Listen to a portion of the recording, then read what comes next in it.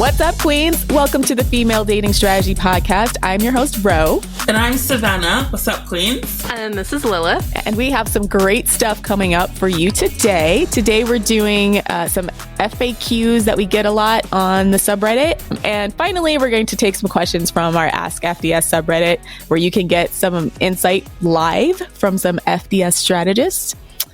Sounds like a good deal? Awesome. Yeah. All right. So first up, FAQs. This is a question we get over and over and over. And I feel like a lot of times it's in an accusatory tone. And the question we get often is, are you feminist?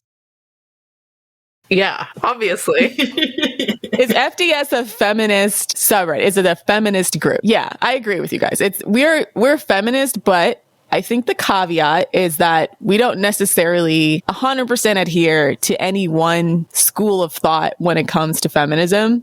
We're more feminist in the way that we believe in the advancement socially, politically, economically, and legally of women. Yeah. Especially in the context of, relationships where women have been conditioned pretty much since we came out of the womb to constantly neglect and forego our own needs and wants and desires as well. Yeah. I think people who say, that we're not feminist, first of all, it's mostly like male people, saying you're not real feminists because you don't serve my interests, which is to be expected from people with competing interests from us. I actually think that we are the most distilled pure form of feminism because we cut all the other shit, okay?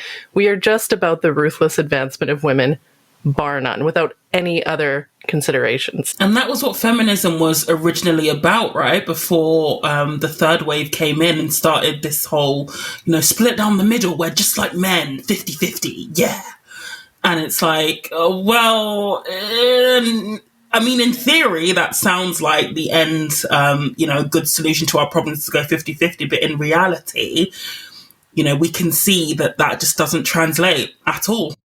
It ends up a lot of times disadvantaging women to pretend there are no sex-based differences or to kind of keep it. A lot of times it feels like there's a lot of pressure on women to climb that corporate ladder, do everything the boys can. And while it's clear that we can do those things and we're fully capable, what is it costing us and how can we make society better suit the specific needs of us as women? I think there's been a huge eye-opening awakening from a lot of working mothers because of this pandemic, where they're kind of like, hey, I really thought I was, this staunch third wave feminist. I was very focused on my career. And then as soon as the pandemic hit, I am stuck at home with my children all the time, who they very much love, but raising children is a lot of work. And they're realizing that, okay, I don't have any support. I'm not getting a ton of support from my job. I'm not getting support from my husband. And I think where FDS comes in is like, we're really trying to at least help to screen men for their ability to be supportive of you. And I mean, genuinely, when it comes to housework, child rearing, household management, those kinds of things that I think a lot of feminist thought leaders have been complaining about for a while, but there hasn't really been any type of discussion about how do we change that. Or it seems to me like, well, you need to start making those demands up front and you need to start vetting men to make sure they have that capability, then waiting till a tragedy hits like this. And then suddenly the entire world collapses on you as a woman because, and some women are breadwinners. I think there's been a lot of women that have been pushed out of the workplace through layoffs or they've left voluntarily because they can't afford childcare. But for those women who they wanted to stay and they're now at home and they have, they just have no resources to work with. And that's just not a great position to be in, even women who otherwise would be economically safe. To add on to that, I do think that people tend to get caught up on the definition of feminism as equality. We all know the definition of feminism as the social, political, and economic equality of the sexes. Yeah, men use it to weaponize it. Yeah, men tend to use that to gaslight women. Yeah, they weaponize the word equality and they go well, what about men? And we're oppressed too. And it's crazy because they'll do terrible things to women. And then when we do the same thing, they point at us and go well, you're a hypocrite and therefore I'm allowed to continue doing my terrible thing, but you're not allowed to do your terrible thing. Basically, FDS is just about being you know what? We don't give a shit about equality. Because equality, let's be real, equality between the sexes, it doesn't exist. Like, let's be real. The double standards between behaviors and expectations from, between men and women are not even the same. I mean, we're physically different. We're physically different. And even, things like our sexuality, how we're perceived, when we're, our sexual beings is totally different. Yeah. Like, you can't go 50-50 on childbirth, right? Like, if a woman is pregnant and giving birth and like breastfeeding her child, right? There's like, the man has to really step the fuck up if he wants to come even close to, there's, in fact, first of all, not possible for him to go 50-50 on that. He can put a ton of effort into it, and maybe it'll be like 70-30. But that being said, because women are so vulnerable because of, oppression based on reproduction, I think we'd get to aim for the stars. I don't give a shit what men think. The other thing I think to recognize too is that it's not as if feminism has always been one monolithic way of thinking. There's always been varying schools of thought about what quote unquote equality looks like, how to go about said equality. And I think that sort of the mainstream girl power consumerist feminism has become the most popular kind of feminism, or at least the one that's been co-opted by, again, our capitalist overlords that basically decide all these movements. I have a similar beef with the way they co-opted Black Lives Matter and took a lot of the bite out of it. But I think it's important to discuss the fact that this is an ongoing conversation. It's not like this is what feminism is, this is settled, and that's it, when there's always been dissenters on certain schools of thought. And so people calling us, oh, you guys aren't real feminists. It's like, well, what the heck is a real feminist? You're just it's the same thing as saying, well, you guys aren't real conservatives, or you guys aren't real liberals, or you guys, because quite frankly, even within the Democratic Party and the Republican Party, that's in the United States. I probably should. This podcast is so U.S. centric because I keep forgetting about our foreign friends. But okay, but just think left wing versus right wing parties, and there's dissent within those parties. It's never like everyone here believes in the exact same thing. There's general principles that people believe in, but the execution of which there's always dissent. There's always discussion about how to make adjustments when new information comes in. That's just the nature of the beast. It's a constantly moving post. Yeah, and the other thing is, feminism has to constantly evolve, because as we evolve, so will misogynists. And I just feel like the past 10 years on the internet has just been a constant arms race between men who hate women and women being like, hey, wait a fucking minute. Like, yeah. Yeah. And this is what really, really irritates me sometimes about our critics. I don't know if they just rather bury their head in the sand, but I always want to point out, in case you guys have not noticed, these guys are building an army of pissed off, radicalized men who are going out into the dating world and deliberately attacking us, right? Or trying to manipulate us. And this is not like the cutesy pickup artist stuff like from back in the early 2000s where you kind of wanted them to win because you feel like, hey, look, okay, they're kind of awkward guys and they just need some help talking to women. I think a lot of times people just thought like Red Pill and MGTOW and all those types of things, that those are those guys. Those guys, these new crop of manosphere weirdos, they are deliberately hostile, and they're trying to change things socially, politically, economically, to basically create a return to patriarchy. And I mean, there are guys on FDS who straight up root for climate change because they want like a Mad Max situation where, society collapses and they can reinstate patriarchy.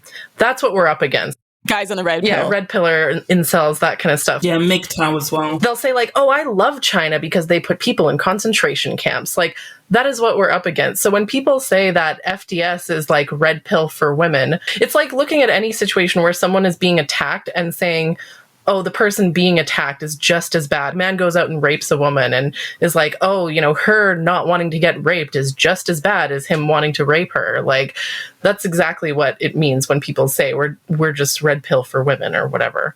Yeah, it's completely disingenuous. And I think it's an extremely lazy comparison considering the vastly different goals between the two and the vastly different strategies. And we don't really promote any kind of sociopathic manipulation. I think if you saw that kind of stuff on our subreddit, it would look like a very different thing, right? If we were sitting there sharing strategies on how to, trick guys into children that aren't theirs, how to get out of, I don't know, but something like that. Take guys to the cleaners during divorce. Yeah, that kind of stuff. We don't strategize about that. Although sometimes we do. We take guys to the cleaners during divorce if he deserves it.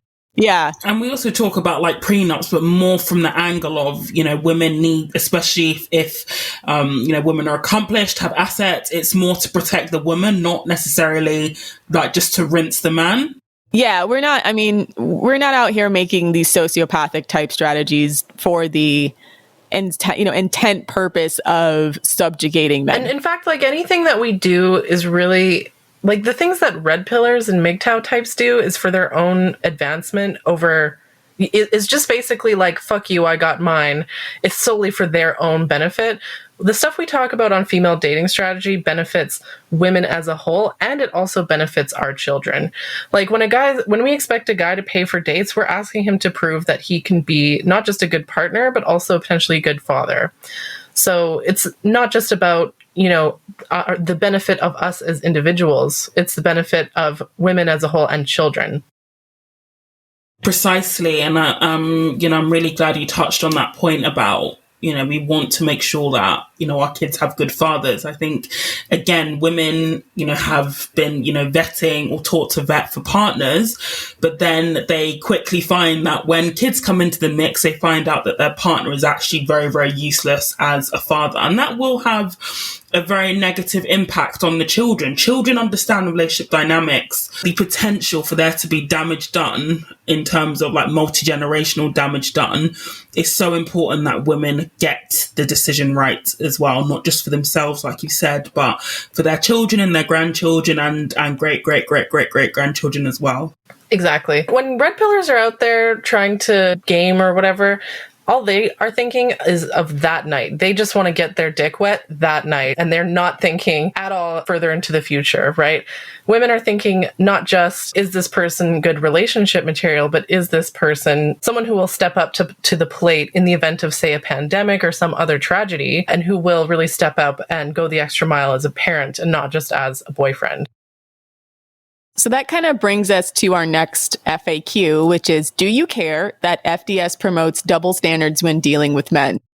The short answer is no. And I'll explain why, because ultimately, FDS isn't an equality strategy, it's an equity strategy. One thing that makes FDS unique is that we understand that the dynamics between men and women are inherently, they're not equal. As much as, liberal feminism likes to say equality between the sexes, we know that does not exist. Therefore, we need to switch to equitable strategies in order to have somewhat of a chance against the unequal dynamics that society has essentially generated between men and women. So, for example, let's say, FDS, a teaching is that we don't share our sexual histories with men, but it's important to have an understanding of a man's sexual history. So things like, does he watch porn? His views on casual sex. And for me personally, I thought that was a huge double standard until I came to understand that the reason why that is because the sexualities of, say, men and women are judged very, very differently. A promiscuous man is not judged anywhere near as harshly as a woman who's even slept with two men. And that's just the way it is. So, in short, no, because, double standards sometimes exist for a very good reason. And, the reason that we have is that we don't live in an equitable society for women. Like, we just don't. Yeah. Liberal feminists will try to, create this narrative that even mentioning the difference in how men and women are treated sexually, that itself is perpetuating patriarchy, and that's what makes us unfeminist. But the thing is there's nothing patriarchal or anti-woman about acknowledging like the reality of the world that you're in, right? You're not advancing women by sleeping with every man you see, you're only hurting yourself. You're not actually doing anything to harm patriarchy. It's not beneficial for women to pretend like we already live in a world that's equal and just sort of turn a blind eye to all the ways that that it's not. These are the same kinds of people who think that we're perpetuating patriarchy when we ask a man or expect a man to pay. These are the same people who think there's nothing wrong with, having an OnlyFans. Like, why is it considered patriarchal for a guy to pay for your dinner, but not for him to pay for your OnlyFans or for your, to pay for your porn services? Like, to see your ass out. It makes sense. To see your ass out. Oh, yeah. Yeah, it's been ridiculous to kind of see them tie themselves in knots to always excuse what I've now come to understand is left-wing patriarchy. I think it's really easy to point fingers at the traditional conservative and say, look at those women over there, how they're being exploited and held back from their potential. But then look at all the women who have turned to sex work out of economic dependency or serious emotional and physical damage. And it's like they never want to focus on those cases. They always want to focus on sort of the pretty woman voluntary sex workers or the sex workers that make the most out of this industry and not what it takes out of them.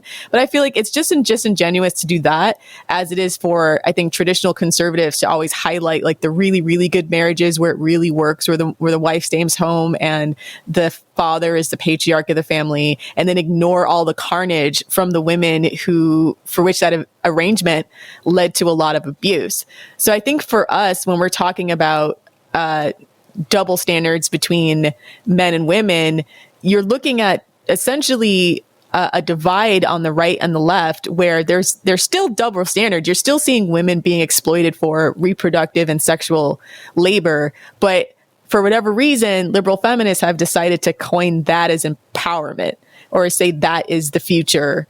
And we're just not buying it, essentially. And we're saying, I don't know about that. But even men have said that, things like OnlyFans, if you type into Google, experiment for the listeners, and Google, would you date a sex worker, Reddit, almost unanimously, they'll all be saying no. But then how many of them also watch porn? It's very Madonna hoary, like, complex with sex workers. And it's like, if it was truly empowering, the people making the most money would be men. Like, men have managed to dominate pretty much every industry on earth, partly because of female disenfranchisement and, putting up barriers to women entering the workplace so we can compete on an even level. But men have managed to dominate pretty much all of the highest paying professions, politics, engineering, science, at the top, you'll see a man. If it was truly empowering, why don't we see... Yeah, like, why isn't Bill Gates out there stripping, Like, showing his off. I want to see Donald Trump out there in a G-string, okay? Gyrating his hips for money, okay? Like, that's real empowerment. Oh, damn. Have you guys seen what the Coomers who run Pornhub look like when they did that? They were in some kind of Canadian, I think, parliamentarian review. And it struck me that think of all the women that have gone through Pornhub, and there was no females at the top making the big bucks off all that sexual exploitation. So when they're talking about empowerment, I'm like, you're talking about basically a big pool of labor for men to exploit. It doesn't particularly look to me that they're getting the power positions, even in this industry, that women are most of the labor for. Even the CEO of OnlyFans is a British male. He's a man. Yeah. If it was set up by a sex worker and she was, taking the coins, I'd be like, fair play. That is, I'm not sure I'd call it empowerment, but it's something, progress, right? But it's still owned by a man who's basically profiting off the bodies of hundreds of thousands of women around the world. That's the same thing with strip clubs. Any place where you see women being the product, it's always owned by a man. You see men always. At the top, always. I think even the strippers sued some of the strip clubs in New York because they were doing a lot of underhanded illegal things. Like they were trying to cut them out of money they were entitled to as independent contractors, and they would hit them with a bunch of random fees and say, okay, well, you didn't close your locker all the way, and so we're going to hit you with $20 off your tips that you get from stripping. So it's still, even with the women that work in this industry, very unfair. And I know we kind of went off on a tangent here on the sex work thing, but ultimately, comprehensively looking at how the world actually works and what is actually benefiting women, what is actually getting women into power positions versus what is just making us easier to exploit, you start to realize that trying to pretend that we're going to have equal outcomes when we have completely unequal demand and unequal risk is just a losing strategy. And so I think with FDS, again, because we're more about equity feminism than just equality as some nebulous concept that's achievable, we're looking at what can we actually do that's going to further the largest cross-section of women and put some real power, economic, social, and legal and political power in their pockets. And sometimes that does mean having double standards when it comes to men, especially since we already know men are going to exact double standards on us no matter what we do, because it benefits them. It benefits them to control us sexually. And I can't remember who coined this phrase, that conservatives see women as private property and liberal men see women as public property. But, if you're being exploited on both these ends, it's time to kind of change your strategy up and start to look at it like, what is going to be most beneficial to me? Right-wing people like to promote this idea of female empowerment as like being a good wife and mother, and left-wing, misogynists like to promote the idea of empowerment as being a hooker. Easily available sexually to men. Yeah, like not even being an actual prostitute, but being like a free prostitute, like just going up there and sleeping with men, free of charge, right? I mean, where is the lie? Because they get an attitude if you demand they pay for dinner, right? So they really are out here like, you should love me for me. For free. You should serve my sexual interests 100% on my terms for free. That will empower you. I'm also going to judge you if you do it, though. I'm also going to get mad at you and also the entire culture because some of you are having sex with other guys that aren't me before you meet me, because you're only supposed to jump in bed the first night with me specifically. It's basically like somebody on the subreddit basically summed it up as, men, they have an attitude of basically, give me what I want and we'll see if it works out for you. That's their general attitude towards women. Just give me what I want and we'll see if it works in your favor. It's like, I'm going to do what I fucking want to do. Y'all get in where you fit in. Like, we'll get back around to whatever you need. I don't know if, again, nature versus nurture, but men look out for number one. They learn that they are going to have to fight for their own interests early. So they're not thinking about society and how it affects us. They're just like, y'all wanted something? Right-wing people will be like, oh, you have to be a Madonna. Left-wing people will be like, you have to be a whore. FDS is over here saying, you don't have to be either, ladies. You are a whole-ass human being, okay? You don't have to do either of those things. You can do what you want. Because guess what? When you're a woman, you're going to be hated no matter what you do. If you have sex on the first date, you're a whore. If you don't have sex on the first date, you're a prude. So you may as well do what is going to advance your interests the most. And what I find so funny is, men who have that attitude of like, do what I want and we'll see if it works out for you. Those same men get so pressed when they see FDS when we say pretty much the exact same thing, like, buy me dinner and maybe I'll sleep with you 3 months from now kind of thing. They get so offended when we give them even 1% of the treatment that they give us. 100%. They don't like it. The fact that they think it's unjust when we do it just reveals the fact that it's unjust when they do it. Period.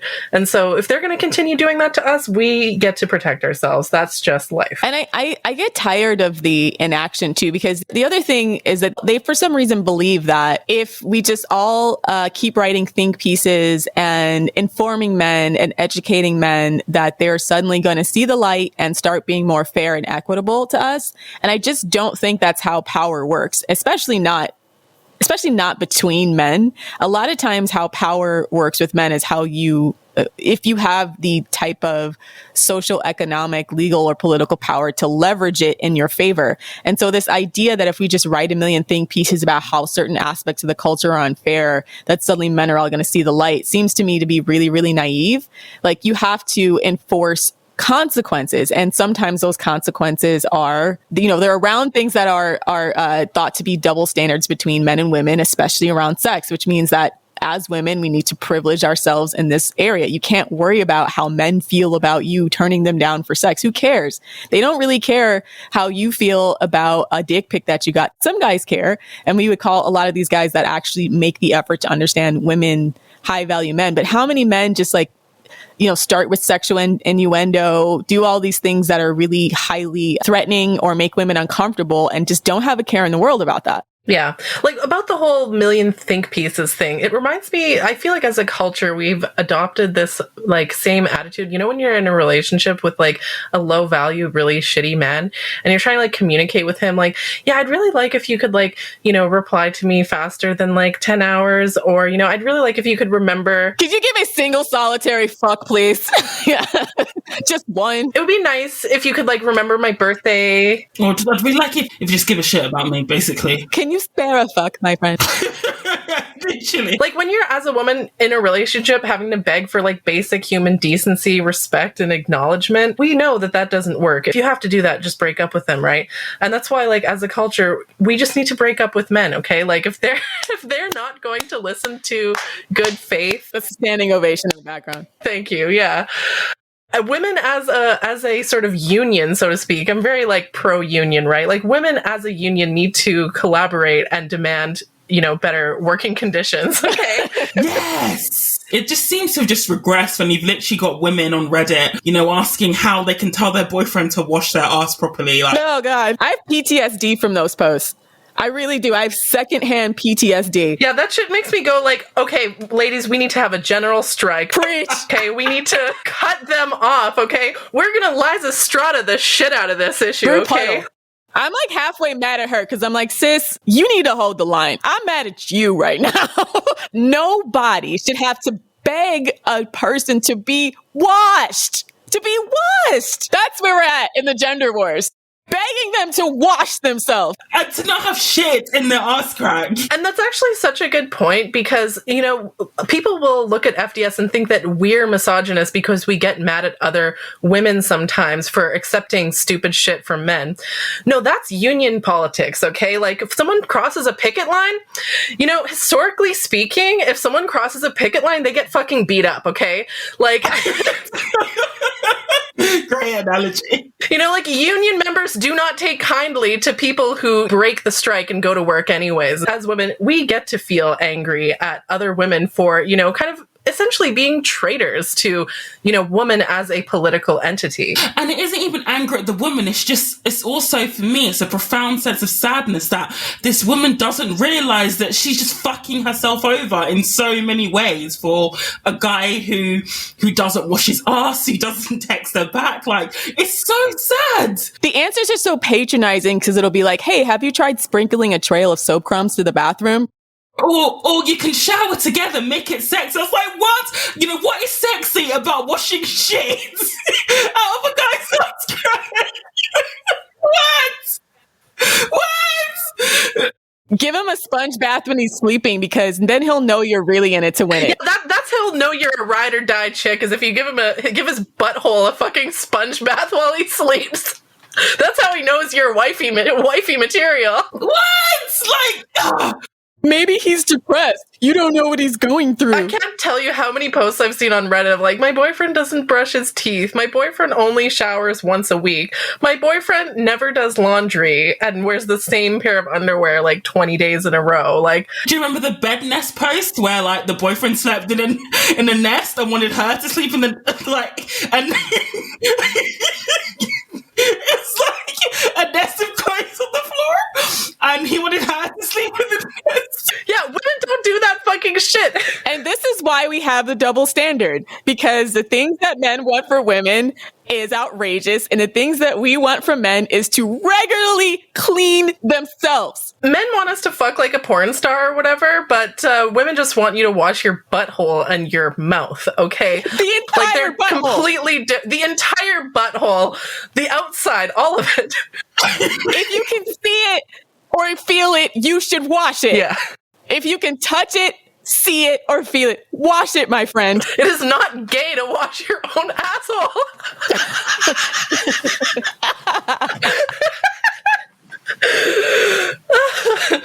These are the things we're talking about. How are we going to be equal in this market where we are nowhere near the same standard? There's just no way. Yeah. Like, I think we had a post a while back that was like, talking about the 80-20 rule and how like, 80% of women only go for the top 20% of guys. And we were basically like, no, the reality is that 80% of women are quite literally equal in value to 20% of men. It just so happens that 80% of men are trash and inferior to those 80% of women. And then of course we got all the like, oh my gosh, that's my century. You're saying that women are superior? Yes, that is exactly what we are saying. Women are superior. Say it loud and say it proud, ladies. Feel it in your spirit. Yeah. We deserve so much better than that shit. And it's only when you organise that in a union, you know, in a place like FDS, that you really, really see just the bar is so, so low for men, and a lot of them still can't reach it. The bar is low for men. It is low. The bar is being flossed through the devil's butt cheeks right now, and it came out with skid marks. like Hades in hell is using it to do the limbo. That is how low the bar is, and he's literally like sliding on the floor. Yeah, so all these people going on about double standards. I'm like, get fucked, okay? Do you know? Have you seen men?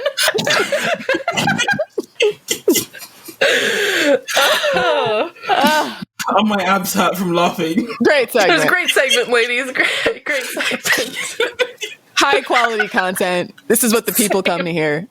So on this segment of the Female Dating Strategy podcast, we are going to take some questions from AskFDS, the subreddit, and answer them live and have a little live discussion. So we have a question here that says, do low value men change?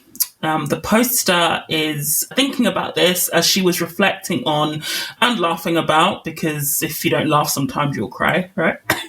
About my low value / like negative value exes. She's pretty sure that one of her exes is married with a child, and she wouldn't be surprised if the others are in other relationships.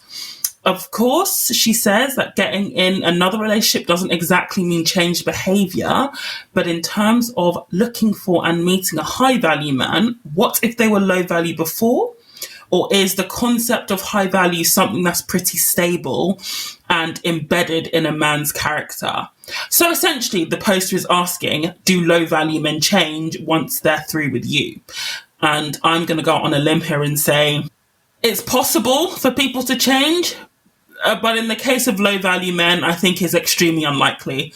A lot of their habits, beliefs, and behavioral patterns have been embedded in them for a very, very long time. And if you think about, say, if you have like a bad habit, right? Say, because I tend to rock in chairs which don't have a back. I was called Rocking Horse in school. It was a subconscious thing, but I rock in chairs. I didn't even notice until my friend said it. But anyway, if I was to try and stop that habit, it would be very, very difficult, because it's something I've been doing for a very, very long time, and it's ingrained in my movement pattern. So if you think of something like that, and then you try and apply that to, say, a man who has been treating women badly for a very, very long time, he didn't learn that behavior when he was with you. Those thought patterns were there already. And even if I was reading, Why Does He Do That by Lindy Bancroft, we often like to say, well, men should just go to therapy. But actually therapy, it doesn't necessarily fix a man. It can actually make him worse, because it gives him the ammunition to justify his abusive nature, essentially. So that was a very, very long-winded of saying it depends, but I think it's very unlikely. And, we only, especially on social media, we only see the highlights of people's relationships, This is why when people or celebrities break up, everybody acts shocked, because they're only posting the highlights of their relationship. We don't actually know what's happening behind closed doors. And social media is, very, very much about smoke and mirrors. So it might be true that he's married with a child and the others are in relationships, but it doesn't actually mean that he's changed fundamentally. I think what happens with a lot of these low value men is that they just find a woman who is willing to overlook a lot of their poor behavior, and hence why they settle down, in quotation marks. I'm not sure. What do you guys think about that? I definitely agree with that. People can change. It's just not likely. And it also depends on what the character trait was that made him low value. And also their age, right? I think if they're over 40, forget it. There's no way. Like at that point, you know what I'm saying? Yeah, you're expired goods if you're over 40, man. And you still got to tell them like basic stuff. And this is why I would even argue maybe over 35, because we talk about a lot of these guys in their mid to late 30s or even early 30s who suddenly want to get a much younger woman because they have not matured their entire teens, 20s, and now their 30s. And so they're still trying to find women who they are at, you know, emotionally and mentally. I think a man has to want to change and has to demonstrate that he's changing because he has a level of empathy or actually wants to be in a position where he can be a better partner. I think it actually really depends on his mindset about it. Like there's a lot of guys that make superficial changes just because their ex-girlfriend used to nag about it. And those are the guys that they haven't really changed. They've just learned how to virtue signal a certain way to make it look like they're a better person. Cause they'll be like, well, my ex-girlfriend used to nag all the time that, I never used to do the dishes. So then the next thing they do is they post the one time that they did the dishes on Instagram, you know, and they do stuff like that because they're trying to look like I'm not the problem or I've changed or I'm better than this. But fundamentally, the girlfriend still has to ask them to do that. They haven't really started doing this more because they feel like they should pull their fair share. They're just trying to prove a point and or do it to be antagonistic to their ex-girlfriend and or try to deny that they're the problem, right? I think stuff like that is the inability to empathize with women or work with them, work with us as complete people. That's something that's really, really, really hard for a man to change if he is not in the habit of doing that and he hasn't gotten in the habit of doing that and listening to that young. I agree 100%. I think we're all on the same page because the behaviors that cause a man to be low value are things that he's probably learned since childhood. And additionally, they're behaviors that largely benefit him. Right. And so another thing that Lundy Bancroft says is that the reason why abusive men or, you know, shitty men are the way that they are is because it's beneficial to them. They are incentivized to continue to be that way. Yeah, it gets them what they want. It gets them what they want, which is either, you know, female attention or servitude or sex or, you know, not having to do work, or it gets them out of having to do chores or whatever. And so long as they continue to benefit from being that way, there is no incentive for them to change. Very few men will change just because it's like the right thing to do. They just don't think that way. They don't think the way that women do. Even something like the no-fap movement, right? We think it's a wonderful thing that men are quitting pornography. But if we delve into the reasons as to why they're doing it, very, very few of them are quitting pornography because of the abuse of women. You know, they're quitting it because, you know, they've got erectile dysfunction or they can't perform sexually or it's impacting their work relationships. It's never really because, you know, they've sat down and thought this is actually a really, you know, shitty thing to happen to women. Exactly. And that's why, you know, abusive men, for example, are fundamentally to their core are abusive people. And they might not act like that with every single person they meet. They will only act like that with the people that they think that they can get away with it. And so when you see, you know, say you break up with someone who's abusive and then you go on to see him, you know, having a great relationship on Instagram, don't look at that as though, oh, like he was abusive to me, but now he found this better woman and now he's like changed for her. No, chances are behind closed doors, he's probably just as abusive to her as he was to you. And so you shouldn't let yourself feel bad about that because you're not the problem, he is. 100%. And you know, it's like, for example, men don't wake up one morning randomly and start thinking, oh, I'm really going to treat Savannah like shit. Like, this is learned, this is pattern behavior. If you show me a low value man, I will show you a string of women he has damaged and abused. You're not the random mutation relationship where it all goes wrong from you. That's not, I mean, even though they may want you to believe that you're the problem, but you're not actually the problem. The problem is them. Exactly. Abusive men will actually say, like, you're the only person who makes me treat you like this. Oh, God. It's a liar. Oh, that's what my ex used to say. That's what my ex, he was always like, it's only with you. Like, I only get aggressive with you. And I believed it for a long time. But then I thought, I met him when he was 25. You can't tell me that I all of a sudden made him like shouty and abusive at 25. And another thing I've noticed is a lot of women seem to think that, low value or abusive men, they think that they're like these, like calculating, conniving, that they're doing, in their mind when they're say gaslighting you or love bombing you or whatever, that in their head they're going, I'm going to gaslight you to cause you to question your perception of reality and blah, blah, blah, blah, blah. No, they're not consciously doing it. These are all like habits that they've developed because it served them in the past. It's a behavior that's yielded them positive results in the past. And so they're just going to continue to do that. I think a lot of abusive people don't even seem to realize that they're abusive. They just think that that's normal. And so, when you tell a guy like, oh, you're gaslighting me, or oh, you're love bombing me, or something like that, they'll actually be confused because they are not that aware of their behavior. There are some guys who are actually calculating like that, like the true like narcissist, the true con artist, yeah. Yeah, the true con artists, the true narcissists, sociopaths, psychopaths, but they're like, 10% of the population or something? We can't just keep pretending like, oh, it's only a small percentage of men who are bad. Like, I'd say 80% of men are low value or just like emotionally abusive simply because, that's just what they've learned to be normal. Our culture incentivizes that. And more specifically, a lot of these guys learn from childhood that they can get away with the barest, and I mean the barest of minimums when it comes to investing in their family, investing in other people. And I think a lot of that has to do with how a lot of our sons are raised to be these kind of consumerist, they spend so much of their time worrying about themselves. And then we talk about this sometimes too, where a lot of times women and girls are socialized to worry about the family and the group very early on.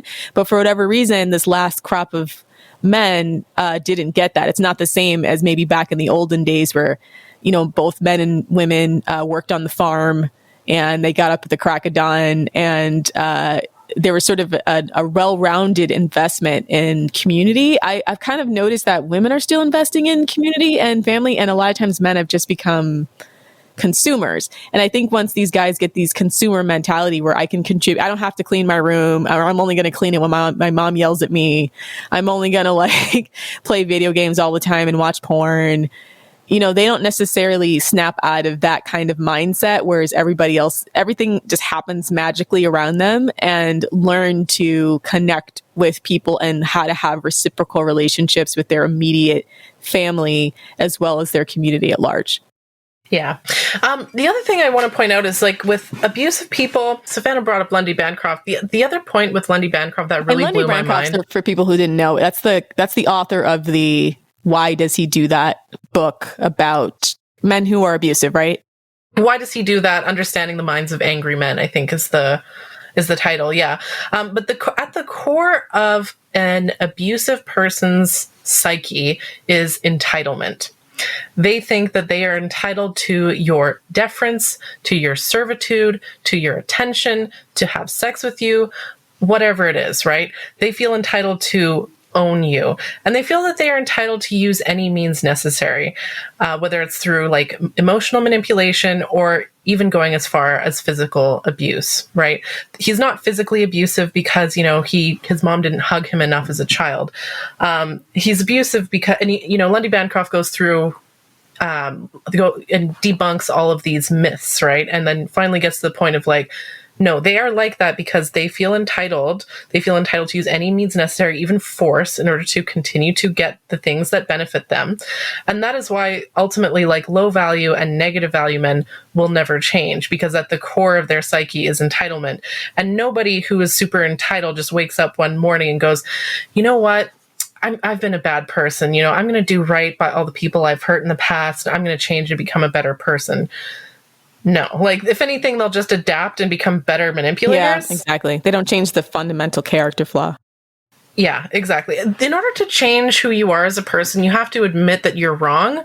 You have to want to change. You have to be willing to put in the work, not just going to therapy, but actually like in your outside of the therapy session, your day-to-day life, You have to want to change those things. And based on what I see in men, that is a very rare personality trait. Especially if they get in a relationship shortly after they break up with you. Like, he's not magically better for that woman he's dating 3 months after you guys broke up. I mean, that's impossible. It would have to be a year, at least to me, between your relationship and the next one where you can see this person actively. Not that you should be stalking your ex's social media anyways, girl. Log off, first of all. But anyways, if you were, but let's say you were, you would have to see, close to a year of this guy making, I'm going to therapy, I'm working on my physical and mental health, like a dedication to self-improvement, it's a lot of times very few men are, even if they are doing it, are willing to admit it publicly anyway, but also most men aren't doing it. So if you don't see anything that's indicating any of that, there's just no way. A lot of guys will get straight up hostile if you imply that they need to improve. Yeah. Like incels, for example, get angry when they're like, oh, like you keep telling me I have to improve my personality. Like, this is why you're full of shit for telling me I have to improve. Like, they actively do not want to improve. And just the feedback I get from men on Reddit, it's like they're so lacking in empathy. I mean, yeah, granted, like the average man is not the same as the average Redditor. Yeah, they're bottom barrel men, Redditor tier men. But the feedback that I get from men is very much like, I don't have to change. I'm perfect just the way I am. I don't feel any empathy for you as a woman. All the rest of my girlfriends didn't have a problem with this. I don't know what your problem is. And also, if that was true, then where are they? If they didn't have a problem with you, where are they? Why aren't you married? Yeah, why didn't you marry them? Exactly. This is the first time I'm hearing of this. No, it's not. Exactly. And that's when they say this is the first time I'm hearing of it, probably they have heard it before. They just chose not to listen. Right. This is the first time I'm choosing to listen to this.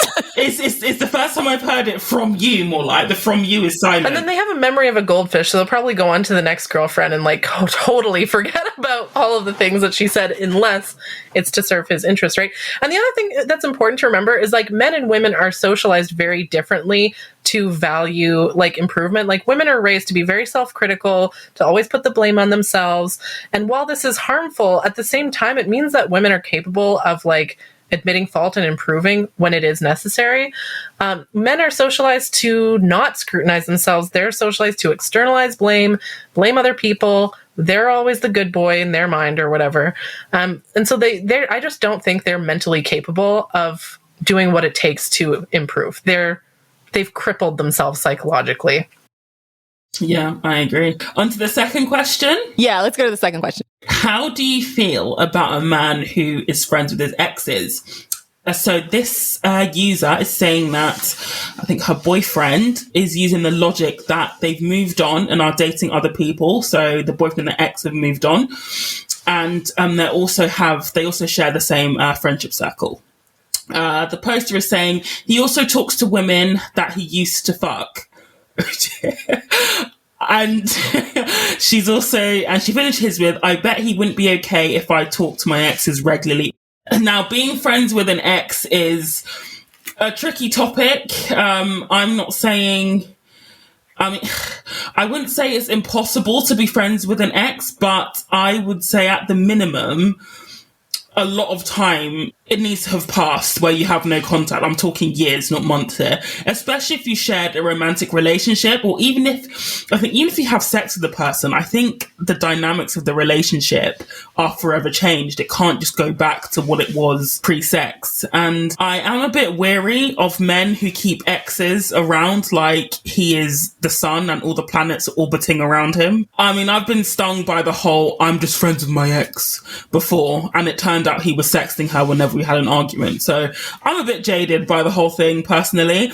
But I also think the main question this woman needs to ask is, okay, what is his, rationale for being friends with an ex? Like, what is keeping him tied to this person? If you're just looking for friends, then you can easily find more friends. I think, what is, tying him to this person in particular, that is what she needs to investigate. But even still, if she's not comfortable with it, I think it is a very, very valid boundary to have, especially if, the boyfriend and the ex, they've slept together and they were in a relationship. I think it's dodgy territory. Personally, I think exes can be civil, but having a close friendship for me is a no. It's just a no. Like if a guy I was talking to was in regular contact with his ex, I would probably swerve that, to be honest, because the drama's just, the juice isn't worth the squeeze. The potential for drama and the constantly, second guessing, well, what if it's more? It's just not worth it to me. And I don't speak to any of my exes either, so I think that's a fair boundary to have if I'm not doing the same. Yeah, I get really confused by these types of questions because after I break up with someone, I never speak to them again. I don't even care if we have mutual friends. If they choose that guy over me, I dump the whole friend group.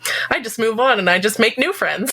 Just get the scissors, chop, chop. Exactly. I just have never hesitated to cut people off if I have any kind of negative emotional association with them whatsoever. The only situation I can think of where it would be okay to be friends with an ex is if you have a child with them and you have to have a co-parenting relationship. That's the only logical, but that's because you have a child holding you together, right? If there's nothing else holding you together, why would you do that?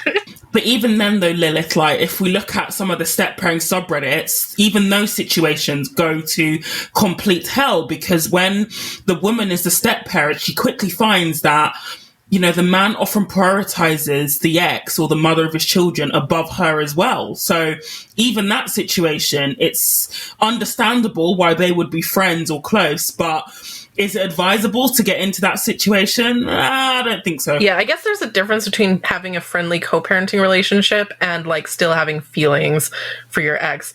If he's putting his ex-wife over, if he's putting her over the girlfriend in the sense that it's for the benefit of the children, okay, I can see that. But if it's just not for the benefit of the children, it's just because he still has feelings for her or whatever, then yeah, next that guy. Why? There's always, the other thing about being quote unquote friends is what exactly does that mean? Does that mean he's calling and texting them? If that's the case, then absolutely not. If it's some person he dated in high school that he's had on his Facebook forever or something, and, he's now in his 30s, I don't know that I'm necessarily as, bothered by it. But again, when we say friends, I think we're trying to say someone who's actively engaging still with a person they used to date. And I think that is impossible. I think that's a situation that definitely, no, you can't still be invested in a relationship with a person that you used to have sex with and then try to invest in a relationship with a new person who you are now having sex with and expect those interests not to compete at times. Yeah. Yeah, it depends how close they are as friends. If it's just Facebook friends, they don't talk that often, then yeah, okay, that's fine. But if, I actually did date a guy whose best friend, top, best friend since elementary school, was also a woman he had, dated for 5 years. They were best friends since elementary school. They dated for 5 years and then they broke up. And then he started dating me. And just the emotional baggage of that, no, we only dated for 2 months, but it was just creepy to see, I actually hung out with them as a group. He invited me to hang out with his friends a few times, and just seeing the way that, they sat next to each other, she would put her hand on his thigh and just, they would touch each other and just I don't know. I felt like the third wheel in that situation. Yeah. If they're actively still engaging with each other in that manner, I think that's not a tenable situation. I don't think you can be friends with your ex in that capacity. I think it's only if, like you guys already said, if they have a child, or if you're cursory acquaintances, say they work in your industry or something, and you have them on your LinkedIn page, stuff like that, where they're sort of peripheral people that you didn't necessarily actively go and remove from all your social media, but they're not people you're talking to, right? And I think that's what you really have to gauge when it comes to friends with an ex, because I think you can be acquaintances, perhaps, especially, and also I think there's a city/rural divide on this one, the more I think about it, because I think if you live in a large city, it's really easy to make all these small connections with people that you're, follow my Instagram, follow my Facebook, follow my LinkedIn. You go out to the club, you meet people through work events, and, you have all these cursory peripheral friends on your Facebook. But I think if you are at a smaller town, or you have a close knit group of friends you've always known, it gets a little weirder to try to extricate yourself from that situation. I think it's easier to cut off acquaintances that you're not that close with than it is sometimes with people you've known for a very, very, very long time. and like you have a smaller community. Yeah, in a big city, it's easier to cut people off. It's easier to make new friends. In a smaller community, that's not the case. So that's another exception. But as a general rule, I'd say it's a red flag. And it isn't even just the ex, though. He also talks to women he's had sex with as well. So, yeah, this guy sounds like he's collecting a harem of women, to be honest, because he's also talking to women he's, like, shagged casually. Yeah, it's a no from me, dog. This is a no. Abort. Block and delete. The other important thing to remember is that it doesn't really matter what the situation is between them if it's making you uncomfortable. If your intuition is saying like, this is kind of shady, like this doesn't sit right with me, if it makes you uncomfortable, don't subject yourself to that, oh, are they or aren't they kind of thing. Like just move on. There's plenty of fish in the sea. 100%. Like I wish, I had acted on that when my ex told me he was still talking to his ex. I remember I felt really weird about it, like at the time, and he was, oh, why are you weird about it? It turns out my intuition was correct. So so don't be like me. And if it is making you feel uncomfortable, that is reason enough to set your boundaries. You don't necessarily have to catch them in anything before, your spidey sense goes off. Like, women need to stop gaslighting themselves. Like, they need to be like Spider-Man. Like when, Spider-Man's spidey sense went off, even if he was in a situation that looked harmless, he always acted on it. I'm really into Spider-Man at the moment. I just thought that was a good analogy. But yeah, be more like Spider-Man. When your spidey sense goes off, you need to be on alert. That is when you have to really, really assess your surroundings and see if everything is really what it seems. Because a woman's intuition is so important. For any women listening to this, I just want to reassure you that, you're not crazy. Your boyfriend or whoever is probably going to try to like gaslight you and be like, oh, you're being irrational, you're being crazy, like nothing's happening, blah, blah, blah. Like chances are, if you think that something is wrong, there probably is something wrong, and you don't need to be gaslit, and you definitely don't need to gaslight yourself. And the friend should know better too, because I've had male friends before, and when they got in relationships, I backed off, and nobody had to tell me. I just sort of realized like, okay, I like this person. It's the person I want to see happy and in a good relationship, meaning like they're truly my friend, and it's not about me and all the attention they can give to me. Now, sometimes it meant like, oh, if I had something I wanted to do or talk about that I would normally be like invite, my male friend and maybe some female friends, and I would back off. And I would think, man, it would be really nice if they would come. But I also would understand, this person, they're building a new friend group with the person that they're dating. And I think you have to allow people that you love the space to grow, in their own direction. So I think even, if you're on the other side and you're a woman, you have a male friend and you see that he's getting into a new relationship, I think if that's really your friend, you need to back off and let that person grow in the direction that they need to grow. And that's an important point about friends, is that it should be about, like, if you're truly friends, you should have the emotional maturity and wherewithal to like put the other person first when appropriate. Yeah, absolutely. And on that note, that's our show. Please make sure to visit our website at thefemaledatingstrategy.com, as well as our new Patreon, patreon.com/thefemaledatingstrategy. Thank you for listening, queens. And for all you lurking stay-at-home sons, die mad. And we'll see you next week.